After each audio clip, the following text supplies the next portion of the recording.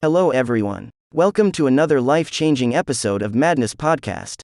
In this episode, we are discussing about depression and how to overcome it. Depression is the most prevalent of all the emotional disorders. This may vary from feelings of slight sadness to utter misery and dejection. It brings together a variety of physical and psychological symptoms, which together constitute a syndrome. Depression is the most unpleasant experience a person can endure. It is far more difficult to cope with than a physical ailment. The growing complexities of modern life and the resultant crisis, as well as mental stress and strain in day-to-day living, usually leads to this disorder.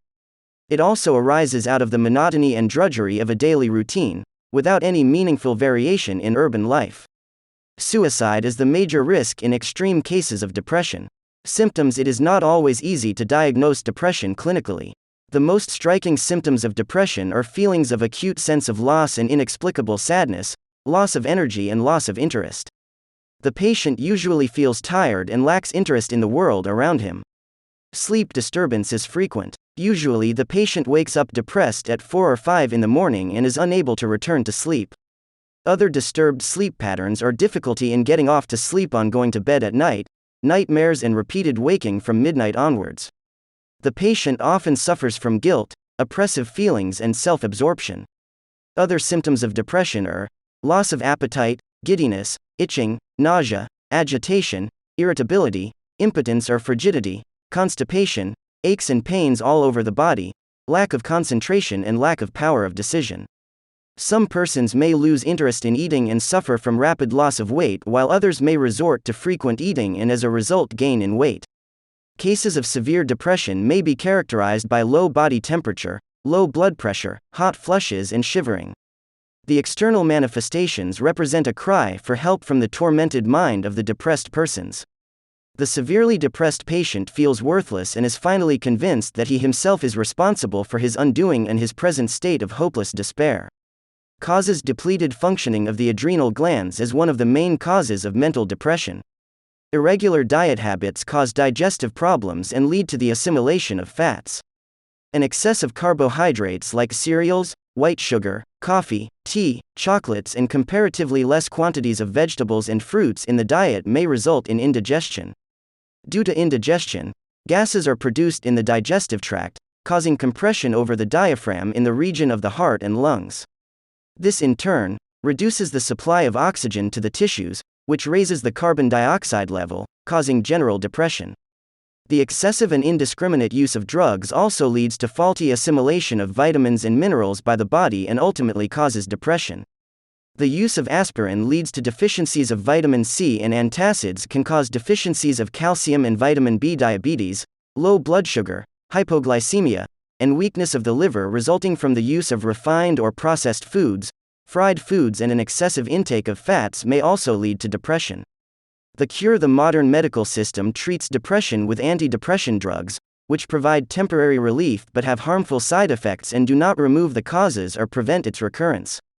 The harmful side effects include gross liver damage, hypersensitivity, insomnia, hallucinations, a confused state, convulsions, a fall in blood pressure, which brings on headaches and dizziness, blurred vision, difficulty in inhaling and urine retention. The plan of action for self-treatment of depression consists of regulating the diet, exercise, scientific relaxation and meditation. Diet has a profound effect on the mental health of a person. Even a single nutritional deficiency can cause depression in susceptible people. Dr. Priscilla, Associate Clinical Professor at the University of California, prescribes nutritional therapy to build up brain chemicals, such as serotonin and norepinephrine, which affect mood and are often lacking in depressed people. She recommends eating foods rich in B vitamins, such as whole grains, green vegetables, eggs and fish. The diet of persons suffering from depression should completely exclude tea, coffee, alcohol, chocolate and cola, all white flour products, sugar, food colorings, chemical additives, white rice and strong condiments. The diet should be restricted to 3 meals. Fruits can be taken in the morning for breakfast with milk and a handful of nuts and seeds. Lunch may consist of steamed vegetables, whole wheat chapatis and a glass of buttermilk. For dinner, green vegetable salad and all available sprouts such as alfalfa seeds, mung, cottage cheese or a glass of buttermilk would be ideal. Activity and exercise. The depressive mood can be overcome by activity. Those who are depressive will forget their misery by doing something. They should turn away from themselves and consider others. At home, they can take to decorating, repairing, or constructing something new. The pleasure of achievement overcomes the distress of misery. Exercise also plays an important role in the treatment of depression.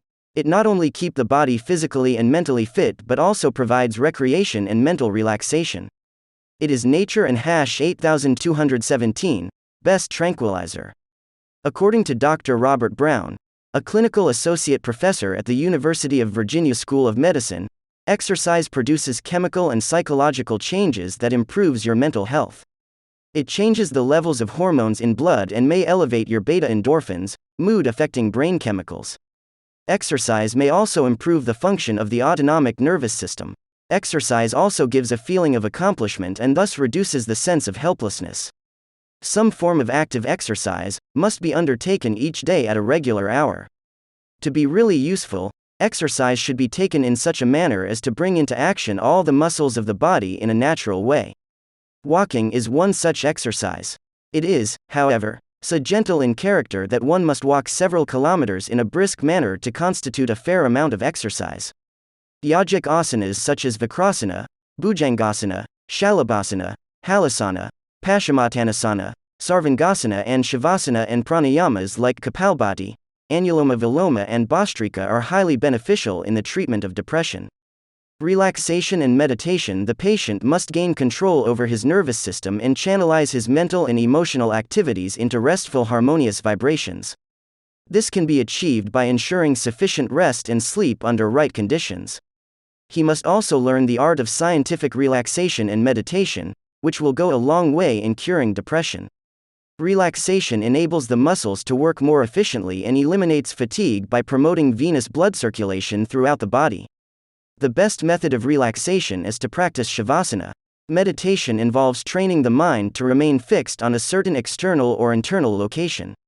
All the mental faculties should be directed, without cessation, towards the object of meditation.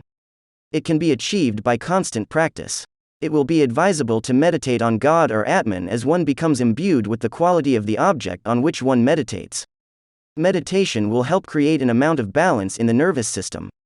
This would enable the glands to return to a correct state of hormonal balance and thereby overcome the feeling of depression. Regularity of time, place, and practice are very important in meditation.